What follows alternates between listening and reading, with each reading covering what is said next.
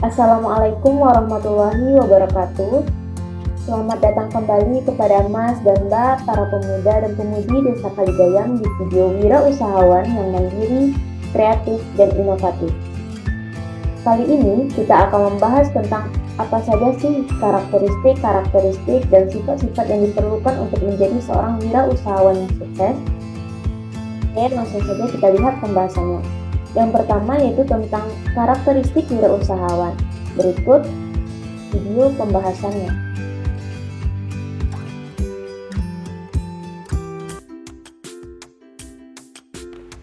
Seorang pengusaha yang sukses pastinya memiliki karakteristik keberhasilan atau kesuksesan.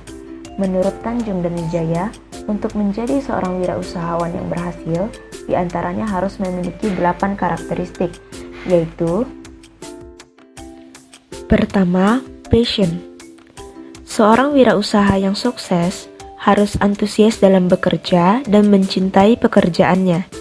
Dia harus memiliki semangat pantang menyerah bila mengalami kegagalan. Dia juga harus menjiwai pekerjaannya sehingga bekerja dengan tulus.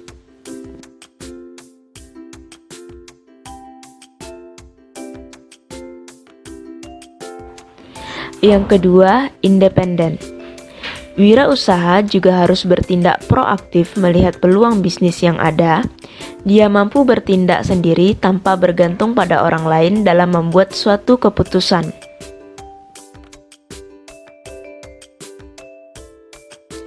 Tiga, market sensitivity. Seorang wirausaha harus sensitif terhadap situasi dan kondisi pasar, sehingga mampu memanfaatkan setiap peluang yang muncul, bahkan bisa menciptakan peluang baru. 4. Calculated risk taker. Seorang wirausaha juga harus memperhitungkan kemungkinan keberhasilan dan kegagalan dalam pelaksanaan kegiatan untuk mencapai tujuannya, dan mampu mengambil keputusan untuk berhenti jika kemungkinan kegagalan cukup besar. 5. Persisten. Seorang wirausaha harus punya sifat gigih dan pantang menyerah, meskipun berkali-kali mengalami kegagalan.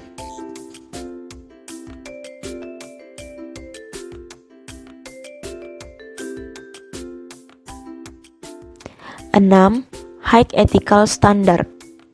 Seorang wirausaha harus mengacu, memperhatikan, dan mempertimbangkan etika dalam pengambilan keputusan dan usaha mencapai tujuan.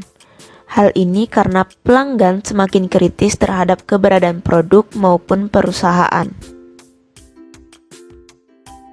7. Good technical skill. Idealnya, pengusaha harus memiliki keterampilan teknik agar dapat memahami permasalahan dan peluang bisnis yang ada. Contohnya teknik mesin atau informasi dan komunikasi. Namun, keterampilan ini tidak mutlak jika pengusaha memang yakin dapat mengelola bisnis tersebut dengan menggunakan pekerjaan profesional.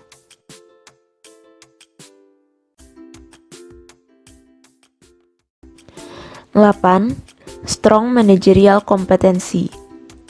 Pengelola bisnis akan lebih profesional jika pengusaha memiliki kompetensi di bidang manajemen, baik keuangan, pemasaran, sumber daya manusia, dan operasional.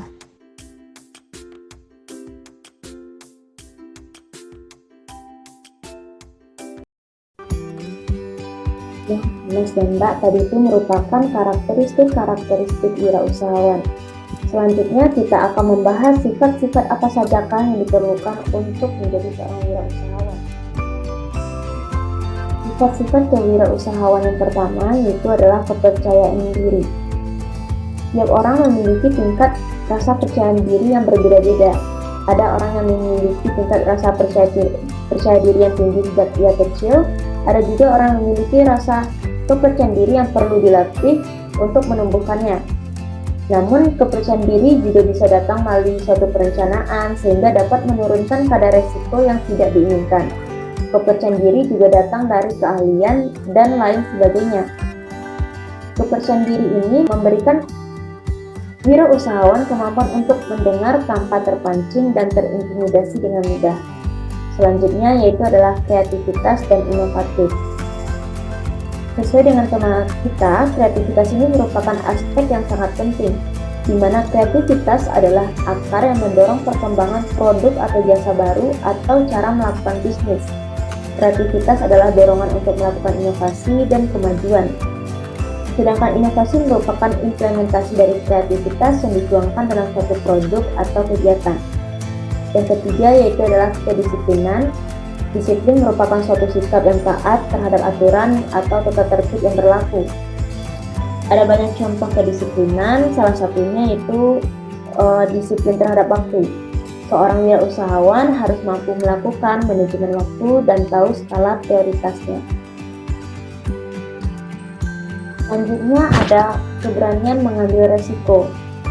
Ada beberapa tipe orang dalam mengambil keputusan. Nanti kita akan membahas lebih lanjut apa saja sih tipe-tipe orang dalam mengambil resiko seperti apa. Selanjutnya yaitu adalah fleksibel, yaitu kemampuan untuk bergerak cepat dalam merespon kebutuhan pasar.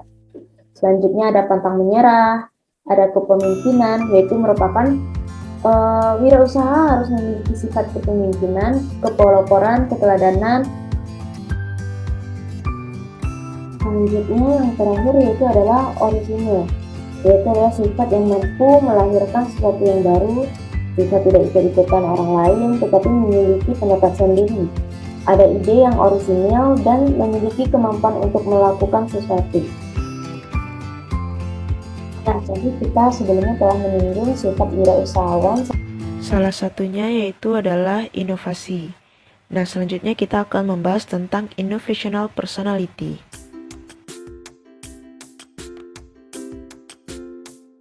Ciri-ciri innovational person.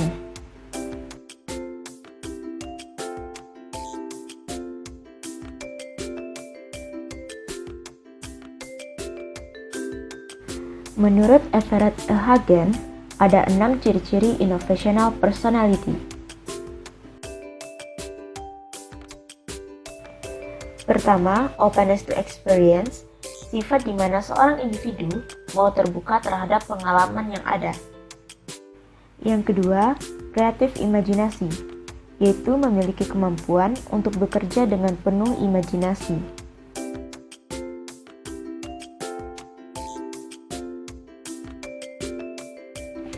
Tiga, confidence and content in one's own evaluation, yaitu memiliki keyakinan atas penilaian dirinya dan teguh pendirian. 4. Satisfaction in facing and attacking problems and in resolving confusion or inconsistency, yaitu selalu memiliki kepuasan dalam menghadapi dan memecahkan persoalan. 5. Has a duty or responsibility to achieve, yaitu memiliki tugas dan rasa tanggung jawab untuk berprestasi.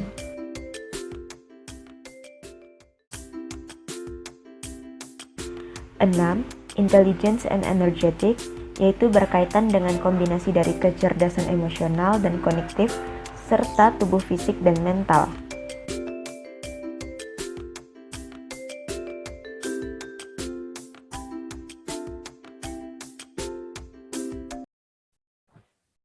Nah, jadi kita sebelumnya telah menyinggung sifat wirausahawan, salah satunya yaitu adalah kepemimpinan. Ada beberapa persiapan untuk menjadi seorang pemimpin.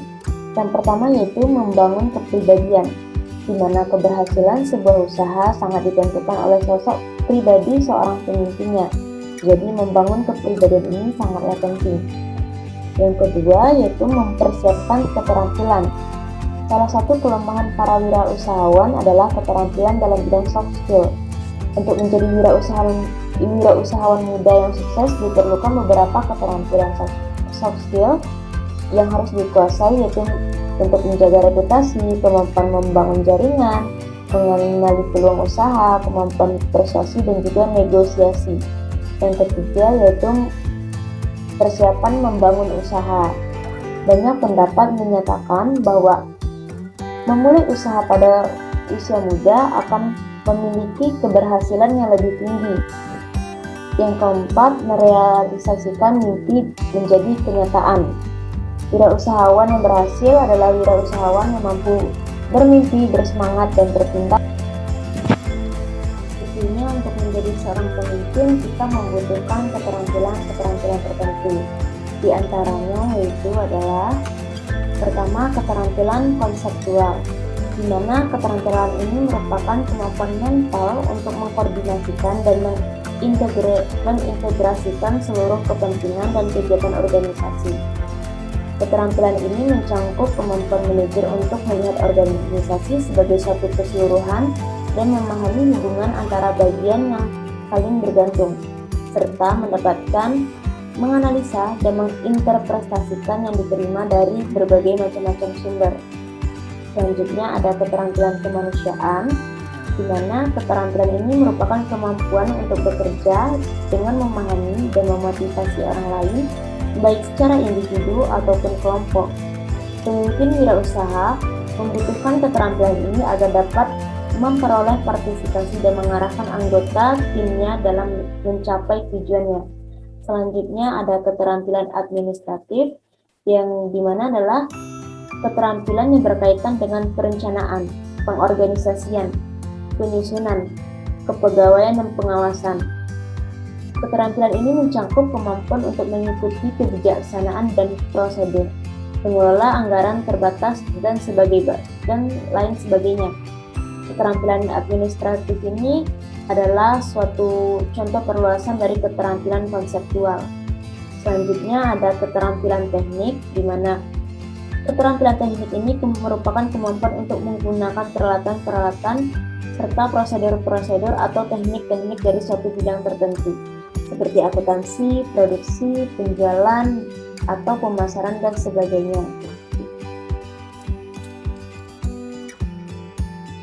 Selain keterampilan tersebut, juga terdapat 5 pilar kepemimpinan. Yang pertama, pikiran yang tajam. Yang kedua, strategi yang jelas dan tertulis. Yang ketiga, semangat yang kuat. Yang keempat, percaya akan kemampuan diri. Yang kelima, komitmen dan tanggung jawab. Selanjutnya, kita akan membahas tentang pengambilan risiko.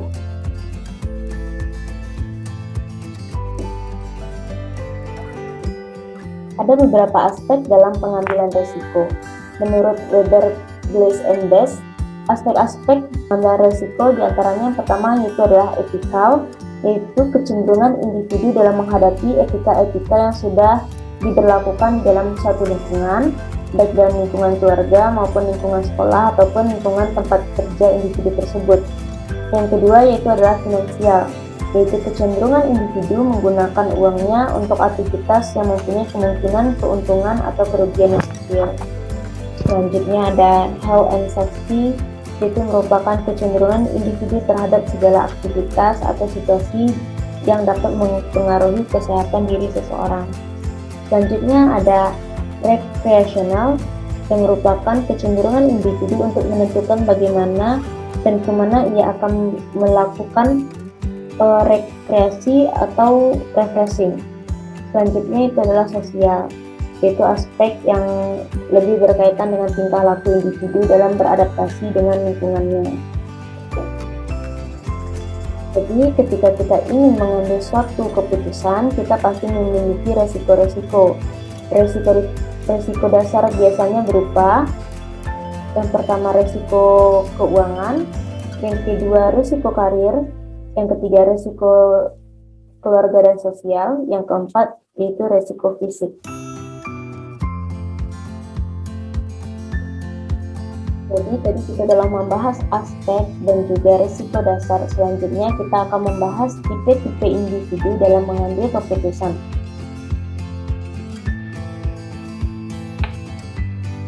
Jadi menurut Wilson dan Murray, dalam dunia psikologi terdapat 4 tipe individu dalam pengambilan keputusan. Yang pertama yaitu adalah tipe risk taking, yaitu kecenderungan orang untuk berani mengambil tindakan yang berisiko dan menikmati hidupnya dalam keputusan yang berisiko. Yang kedua ada risk averse, yaitu kecenderungan orang menghindari perbuatan yang mengandung resiko.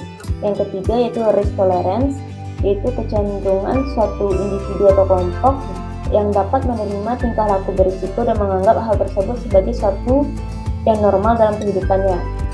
Yang selanjutnya ada risk neural, yaitu kecenderungan individu untuk menganggap tingkah laku berisiko adalah suatu hal yang wajar dilakukan untuk mendapatkan sesuatu yang berharga. Individu pada tipe ini tidak termasuk dalam risk taking ataupun risk averse, akan tetapi individu dapat menerima ide-ide baru dan cenderung takut untuk menerima perubahan. Sekarang bagaimana? Apakah kita sudah memiliki ciri-ciri di atas? Apakah kita tergolong orang yang berani mengambil risiko atau kita malah justru menjadi orang yang menghindari risiko yang ada? Namun setiap keputusan pasti ada risiko tersendiri. Ada sebuah quotes yang mengatakan, jangan takut untuk mengambil langkah besar. Anda tidak dapat melewati jurang dalam 2 lompatan kecil. Jadi, sekian video kali ini. Saya atau Syifau Idarana mohon maaf jika ada kesalahan. Assalamualaikum warahmatullahi wabarakatuh.